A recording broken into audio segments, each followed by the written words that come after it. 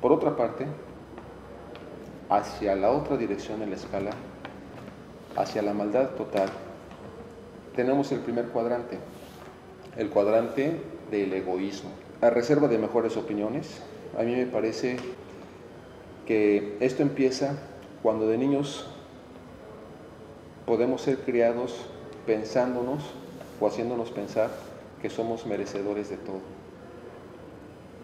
que no requerimos hacer ningún esfuerzo para obtener algo, que por el solo hecho de existir ya nos merecemos lo mejor. Estas personas que se crean creyéndose merecedores de todo, una vez que empiezan a tener una conciencia social, que empiezan a desarrollar su inteligencia socialmente, empieza a ejercitar modales. Pero a diferencia de la persona que lo hace por auténtica consideración a los demás, la persona que va en la línea hacia la maldad total lo hace más que nada para obtener aceptación de los demás y ser más fácil penetrar en ellos. Realmente no se interesan por los demás, se vuelven manipuladores. Conforme van dándose cuenta de las debilidades de otras personas, usan el cariño para chantajear moralmente. No corrigen a sus hijos. ¿Cómo le llamarían ustedes a una persona que se quiera más a sí misma que a sus hijos? A veces algunos padres sobreprotectores piensan que quieren mucho a sus hijos por esa sobreprotección, cuando realmente ellos se quieren a sí mismos más que a sus hijos. Porque por no tener la incomodidad de sentirse mal al corregirlos oportunamente, quizás con una nalgada, dejan pasar las cosas. Entonces empiezan a dejar que se forme un monstruo en esos niños que no son corregidos a tiempo. ¿Todo por qué? Pues por mantenernos nosotros como padres cómodos en nuestra zona de confort. Hay que aprender a subordinar nuestra comodidad por el amor a los hijos. Y los padres que no lo hacen, ciertamente se vuelven permisivos. En esta etapa del egoísmo empezamos a desarrollar tanto amor por nosotros mismos, nos apegamos demasiado a nuestra zona de confort. Y el peligro de apegarse demasiado a la zona de confort es que somos sujetos de desarrollar vicios, malos hábitos. Todo lo que en un momento dado nos da la sensación de bienestar, como pudiera ser el alcohol, en algunos casos la droga, en otros casos la vagancia, en otros casos una vida sexual desordenada. Las personas egoístas, por lo general, se han instalado tanto en un individualismo extremo, en un culto a sí mismas, que se vuelven indiferentes a los sentimientos de otros. Por centrar sus afectos en sí mismos, son poco empáticos con otras personas y se van desapegando, por lo tanto, de ese eslabón humano con el resto del mundo. Algunos incluso desarrollan un trastorno de personalidad narcisista, cuyos síntomas podrían ser un grandioso sentido de la autoimportancia, exageran sus logros y sus capacidades, esperan ser reconocidos como superiores. Sus errores para ellos son mínimos, mientras que los errores de otros para ellos mismos son garrafales. Exigen admiración excesiva. Hablan mucho de sí mismos, tratando de despertar esa admiración en los demás, para un culto a sus personas. Carecen de empatía, son reacios a reconocer sentimientos y necesidades en las demás personas. Normalmente, si uno intenta comunicarles sus sentimientos, oyen para responder en lugar de escuchar para comprender. Presentan actitudes arrogantes o soberbias. Como diría José Ingenieros, muchos de estos cerebros torpes se envanecen de su testarudez, confundiendo la parálisis con la firmeza. El egoísmo es semillero de la soberbia. Una persona soberbia es muy difícil para comunicarse con ella, porque como todo lo que se le dice lo filtra a través de su ego, y su ego generalmente rechaza aceptar cualquier corrección. Si no es adulación, no es aceptado fácilmente. Sienten cualquier llamada de atención o cualquier llamado a la razón como una agresión, como una ofensa. Si de pronto nosotros somos personas que no se nos puede decir nada porque sentimos que nos están agrediendo, cuidado, es el ego el que está recibiendo los mensajes y no nuestro razonamiento. Llega un momento en que este mismo ego nos llega a desapegarnos a la razón total. El fundamento de la razón es la objetividad. pero la actitud emocional que corresponde a la objetividad definitivamente es la humildad. No podemos ser objetivos y por lo tanto razonables si no somos humildes en nuestro pensamiento. Si recibimos lo que se nos dice con ego, con soberbia, estamos emitiendo juicios, nos estamos desapegando de una opinión objetiva y por lo tanto de una opinión razonable. Entramos al segundo cuadrante, el cuadrante del egocentrismo. Ya que desarrollamos o que desarrollaron estas personas una personalidad narcisista debida a un individualismo tan extremo que los finca en un amor hacia sí mismos, aunque realmente pues el narcisista no quiere realmente a nadie, ni siquiera a sí mismo. La forma de conducirse de estas personas en cuanto a amor, en cuanto a relacionarse con los demás, es el amor inmaduro que dice te quiero porque te uso, según Erich Fromm. Estas personas, en la medida que le sacan jugo a los demás, en esa medida los quieren.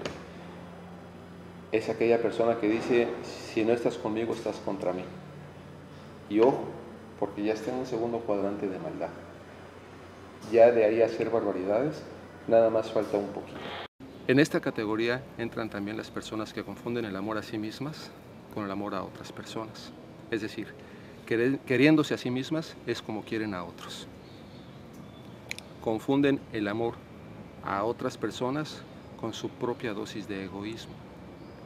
Son personas que ven en los afectos de la persona deseada, más que una riqueza para su relación, una amenaza. Entonces suelen encelarse de los padres, del marido o de la esposa, de los hermanos, de los amigos, de los propios hijos inclusive. Es el caso de aquel cuento del padrastro o de la madrastra malvada. Ven en los afectos de la pareja amenaza para su relación, en lugar de una riqueza. Algunas llegan inclusive a los extremos de desaparecer fotografías, teléfonos o cualquier otro objeto que pueda unir a su afecto con la persona amada. En resumen, los buenos amores te unen a tus afectos, los malos amores te quieren separar de tus afectos. Ten mucho cuidado, porque puede ser cualquier tipo de relación, una pareja, un hermano, un amigo, un padre o una madre. La deslealtad para ellos es completamente justificada si es a favor de sus intereses personales. Son capaces de traicionar. Son malos amigos. Son el tipo de amigos que mientras les des beneficio están contigo y a la hora que tú necesitas de ellos, tranquilamente se retiran.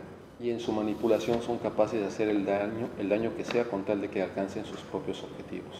De los ejercicios de maldad más grandes que hay, está el de aquellas mujeres que, traicionando la confianza y la custodia que la ley y la sociedad depositan en ella para guiar la vida de sus hijos, así como traicionando también el mandato divino de cuidar no solamente del cuerpo y la educación de ellos, sino del alma de sus críos, tienen el atrevimiento de envenenarles el corazón y sus almitas solo para satisfacer sus propios apetitos de revancha con sus exparejas, o bien para justificarse a sí mismas ante los hijos por las malas acciones cometidas por ellas.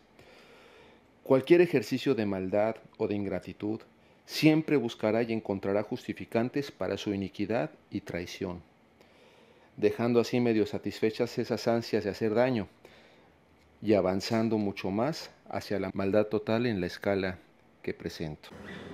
Aquí entramos al tercer cuadrante, que es cuando tenemos ya una desconexión, primero semitotal y luego total, con nuestra humanidad. Entre más egoístas somos, más nos distanciamos de nuestra humanidad. Por eso digo que a mayor nivel de egoísmo, mayor capacidad de maldad. Somos capaces para obtener beneficios de hacer daño a quien sea y a lo que sea. Como dije hace un momento, inclusive muchas veces a nuestros hijos, si obtenemos venganza. En estos niveles, ya en estas últimas escalas, su traición puede costar y afectar la vida de otras personas. Son capaces de asesinar por cobardía, más allá, son capaces de asesinar por maldad. Finalmente son capaces de volverse ecocidas, como aquellas compañías multimillonarias que van depredando bosques, contaminando océanos, ríos, con tal de ellos obtener más y más dólares, más y más dinero. ¿Hasta dónde llega su deshumanidad? No tiene límites. Es una de las maravillas del hombre, que tanto para hacer el bien como para hacer el mal no hay límites. La persona buena es capaz de entregar su propia vida. La persona que camina hacia la maldad total es capaz de entregar la vida de todos, menos la propia. A mayor capacidad de egoísmo, mayor capacidad de maldad. Una de las formas en que podemos medir hacia qué lado de la escala nos estamos moviendo o se mueven otras personas es cuando, por ejemplo, si estamos hacia el bien supremo, cuando hacemos algo indebido y alguien nos lo hace notar, lo que sentimos es vergüenza e intención de reparar. Cuando nos estamos moviendo hacia la maldad total y hacemos algo indebido y alguien nos lo hace notar, en lugar de sentir vergüenza, lo que sentimos es enojo. Y entonces es esa gente que se pone al brinco, esa gente que reacciona agresivamente cuando se le hace notar que está actuando mal. Bien, entonces dejamos claro que esto tiene mucho que ver con nuestras actitudes cotidianas, nuestros sentimientos, nuestra forma de actuar.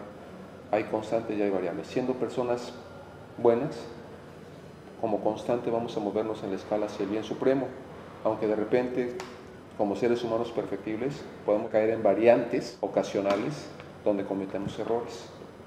Por otro lado, la persona mala, su constante, son actitudes derivadas de su egoísmo, y las variables son las pocas veces en que hace algo correcto. En esta escala vemos una zona de paradoja. La zona de paradoja es aquella donde hacemos que una cosa parezca lo que realmente no es. Lo bueno parece malo y lo malo lo vestimos de algo bueno. Por ejemplo, cuando alguien ha tenido que cazar, quitar la vida a un ser vivo para alimentar a su familia o su grupo social, aparentemente hace algo malo, pero realmente es algo bueno. Es decir, es un mal menor por un bien mayor. Y por otro lado, cuando por ejemplo un político da de comer a 200 personas para que vayan a un mitin, aparentemente está alimentando a la gente, pero lo que hay en el fondo es una intención de obtener sus votos. El político está viendo a los demás como un medio y no como una finalidad.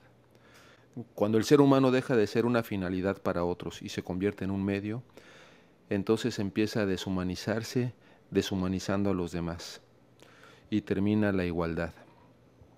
Es entonces cuando realmente empieza la explotación del hombre por el hombre y empezamos la ruta de la maldad total. Bueno, pues esta es a grosso modo la escala solana. Como ven, no hablamos de descubrir ningún hilo negro.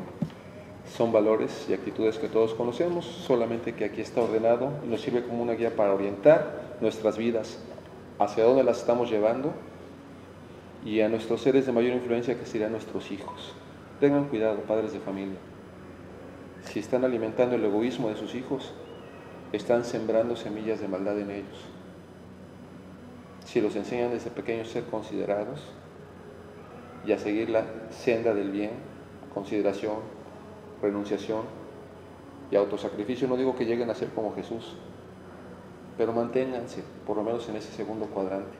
No hay que preguntarse qué clase de mundo le dejamos a nuestros hijos. Preguntémonos mejor qué clase de hijos le estamos dejando al mundo y qué clase de seres humanos somos nosotros también, porque nos sentimos muy buenos, pero realmente no podemos saber si somos buenos hasta que no tenemos la oportunidad de rechazar al mal pensando en el beneficio de los demás. Hasta entonces podremos calificarnos de buenos.